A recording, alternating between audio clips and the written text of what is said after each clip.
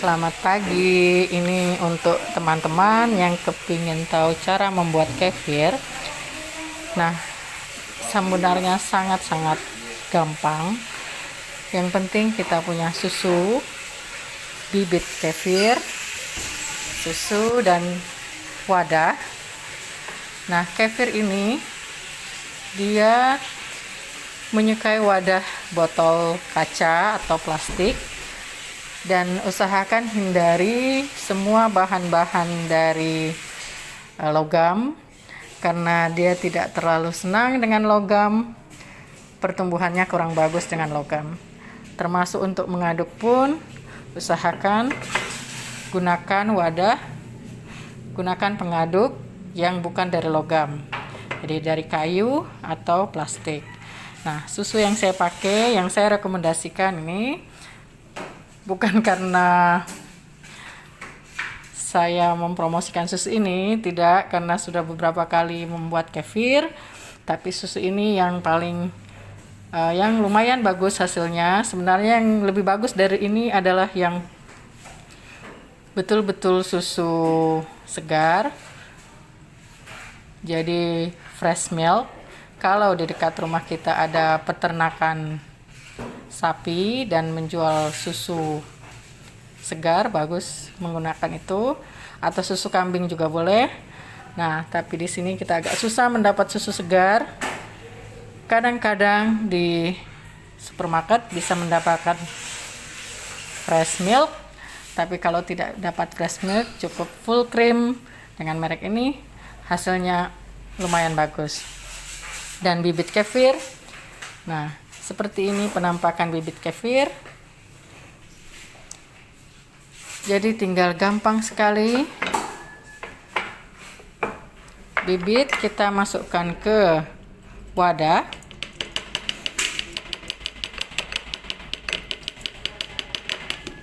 Nah, setelah masuk ke wadah,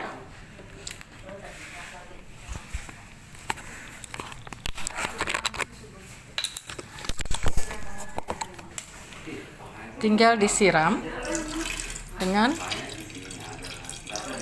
susu. Nah, ini ukuran 1 liter. Jadi usahakan wadahnya tidak terlalu penuh, karena saat terjadi fermentasi nanti cenderung akan ada busa.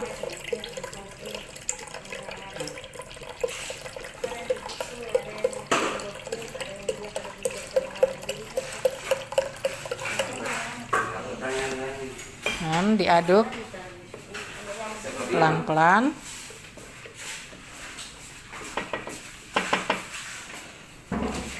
Nah, ini tadi tempat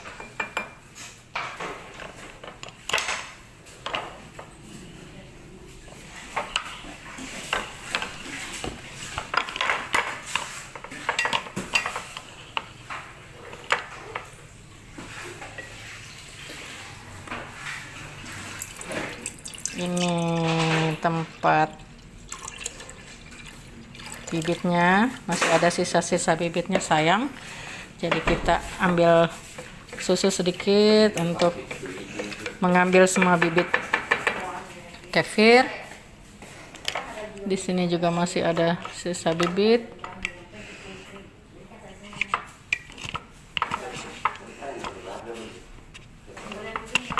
Apa?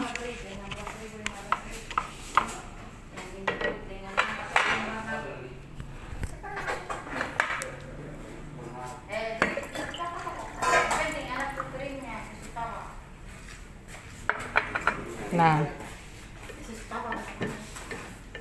setelah itu ditutup.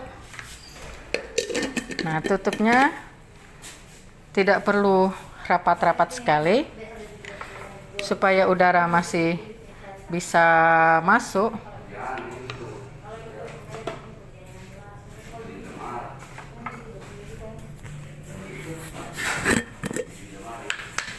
Ini juga susunya.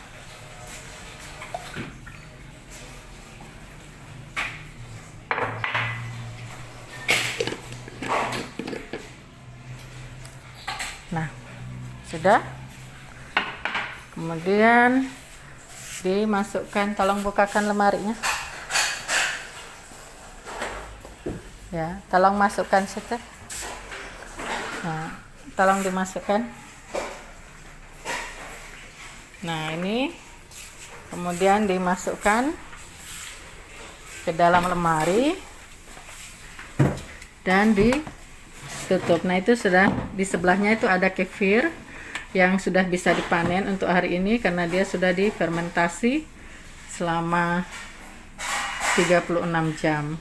Nah, ini disimpan dulu seperti ini selama 24 jam. Jadi ini sekitar jam 8 pagi lewat. Dan besok jam 8 pagi kita sudah bisa saring untuk lanjut ke fermentasi yang kedua. Jadi ini baru fermentasi yang pertama. Demikian, nah ditutup.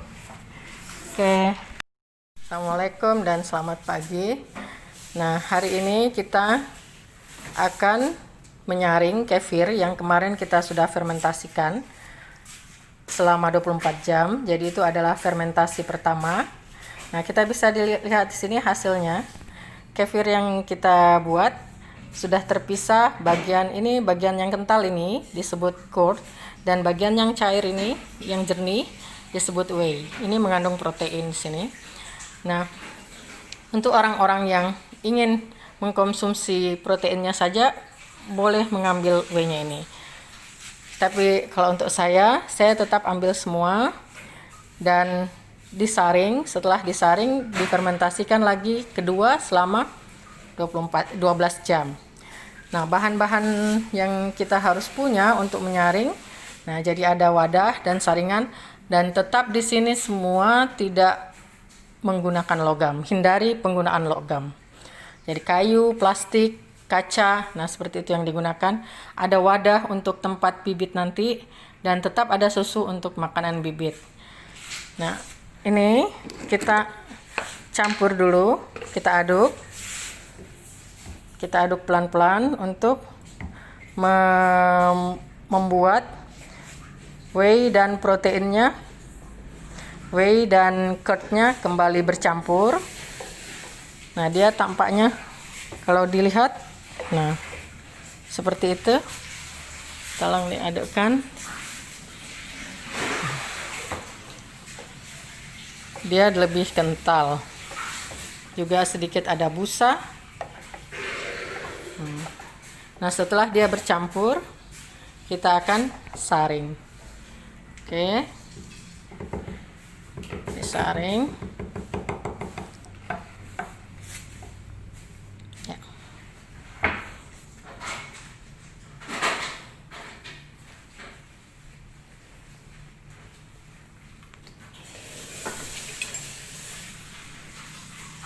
Dari sebelah sana, dari sebelah situ.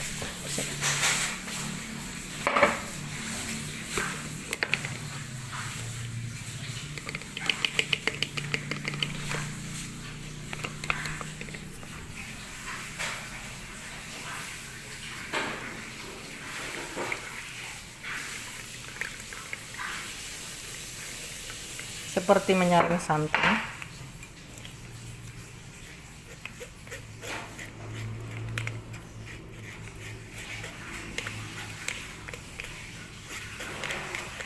Nah, ini bibitnya. Dan nah, ini adalah bibit. Nah, terus yang di bawah itu adalah susu kefirnya yang akan dikonsumsi. Tapi sebelum dikonsumsi, dia akan lanjut fermentasi yang kedua dulu selama 12 jam. Terus disaring sampai habis.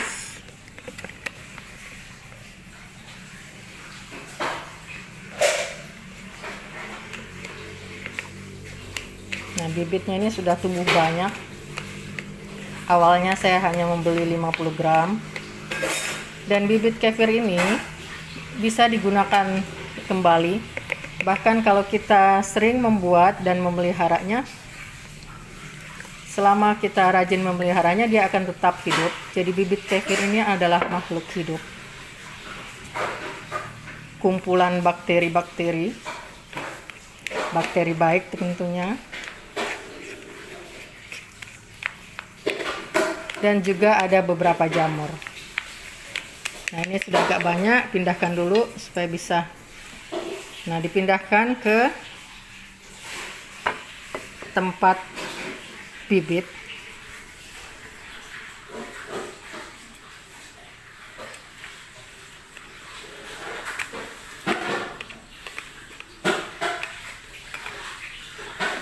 Jadi disaring sampai habis.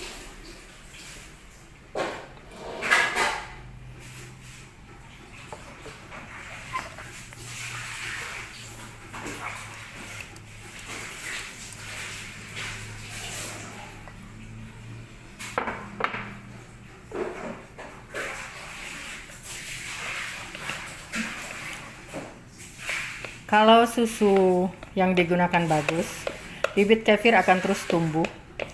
Tapi kalau kualitas susunya kurang bagus, bibit kefir akan mengecil dan lama-lama mati. Jadi kefir ini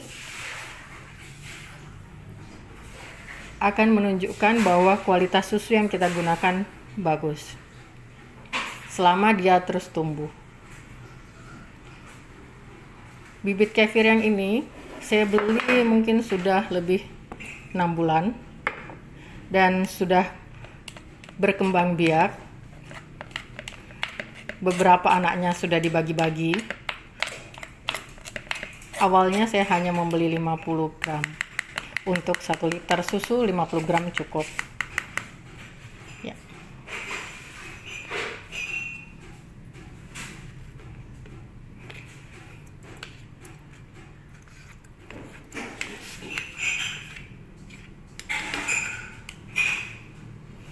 Nah, jadi penampakan bibit kefirnya seperti ini, ya. Kemudian, nah ini bibit kefirnya. Nah ini kita simpan di kulkas. Sebelum disimpan di kulkas, kita tetap memberinya makan dengan susu. Jadi harus diberi sedikit makanan. Nah karena nanti kita akan buat, kalau tidak diberi susu dia akan mati. Nah ini makanannya selama disimpan tidak perlu terlalu banyak-banyak, karena tergantung kefir yang kita buat ini seberapa cepat habis untuk kita produksi lagi. Ini susu kan? Susu juga nih? Setelah dari kulkas kan? Ini kenapa warnanya lebih cair, encer?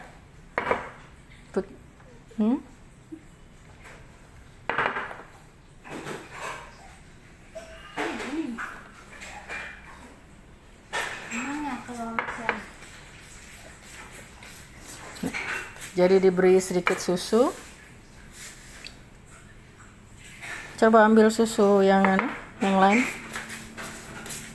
Nah, kalau kita akan pergi agak lama, misalnya 2 minggu bahkan 1 bulan, kita bisa memberi susunya lebih banyak, atau bahkan kita bisa memberinya dengan susu bubuk dan disimpan di freezer. Kalau kita mau pergi agak lama, misalnya sampai 1 bulan. Kalau hanya sekitar 2 minggu, cukup susunya diberi banyak dan disimpan di kulkas seperti itu. Nah, ini yang sudah kita saring ini, kemudian kita masukkan kembali ke toples yang tadi. Kita masukkan kembali ke toples yang tadi untuk, nah kelihatan kan dia tampak lebih kental.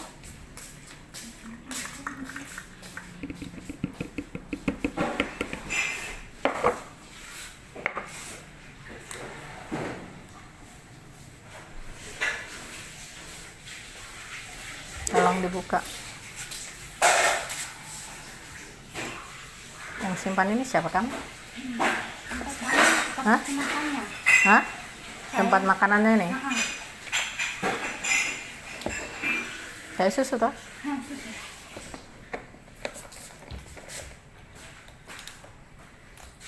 Iya. Jadi ini untuk makanannya ini. Nah, biasanya saya bisa habis 3 atau 4 hari, baru kemudian nanti bikin lagi. Nah ini tadi yang ada bibitnya sudah dikasih susu, terus disimpan di kulkas. Ini disimpan di kulkas. Nah, itu bisa disimpan sampai beberapa hari. Yang seperti itu mungkin tidak sampai seminggu untuk dipakai lagi. Nah, ini tadi kefir yang sudah kita saring. Kemudian kembali ditutup.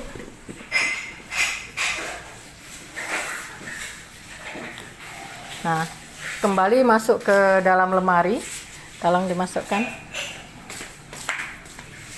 Nah, masuk kembali ke dalam lemari.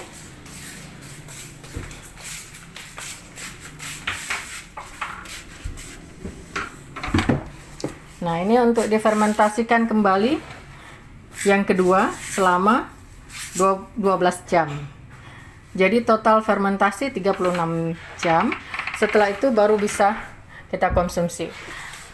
Usahakan fermentasi tidak lebih dari 36 jam, karena kalau lebih dari 36 jam, dia akan terbentuk alkohol dan rasanya akan sedikit pahit. Fermentasi tidak harus full 36 jam, tergantung suhu. Misalnya, boleh kurang dari 36 jam, boleh, tapi usahakan jangan lebih. Jadi demikian, cara mengkonsumsinya terserah nanti apakah kalau sudah jadi, apakah mau dicampur madu atau buah, atau tidak dicampur apa-apa juga boleh. Demikian, terima kasih. Assalamualaikum. Assalamualaikum dan selamat malam. Nah, ini kefir yang kita buat tadi pagi sudah selesai fermentasi yang kedua, 12 jam. Tadi sebenarnya jam 7 malam sudah saya ambil dan saya simpan di kulkas. Nah, ini jadi dia bisa simpan di kulkas sampai habis. Nah, kalau kita mau konsumsi baru kita ambil sedikit, terserah sesuai selera kita mau berapa banyak. Mau dicampur misalnya, nah dia akan kelihatan kental seperti itu.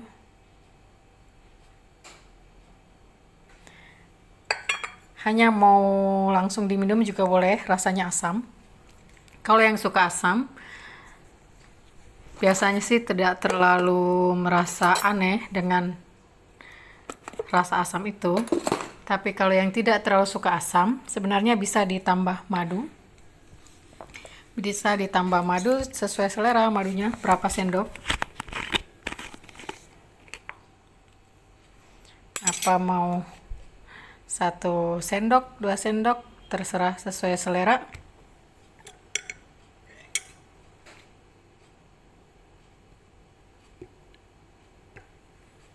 Nah, jadi sudah ada madunya.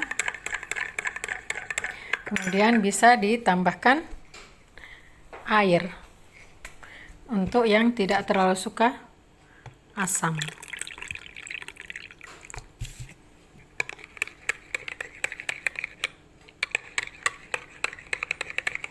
Nah, karena saya tadi belum makan, sekarang baru selesai praktek, jadi baru akan makan malam ini dengan minum ini airnya, minum susu kefir sambil makan. Nah, ini sangat cocok untuk probiotik. Yogurt dibanding kefir sebenarnya jauh lebih bagus kefir, karena jumlah bakteri baik pada kefir jauh lebih banyak dibanding yogurt. Kefir kurang lebih sekitar 36 jenis bakteri, termasuk ada beberapa jamur. Sementara kalau yogurt hanya sekitar 6-12 jenis bakteri. Dan susu kefir ini juga bagus untuk orang yang mengalami laktosa intoleran tapi membutuhkan asupan kalsium dan probiotik. Karena laktosa pada susu kefir sudah dirubah oleh bakteri-bakteri baik tadi menjadi asam laktat, sehingga orang-orang yang menderita laktosa intoleran tidak perlu takut mengkonsumsi kefir, tidak perlu takut mengalami kembung, diare, atau alergi karena minum susu kefir, karena laktosanya telah dirubah menjadi asam laktat.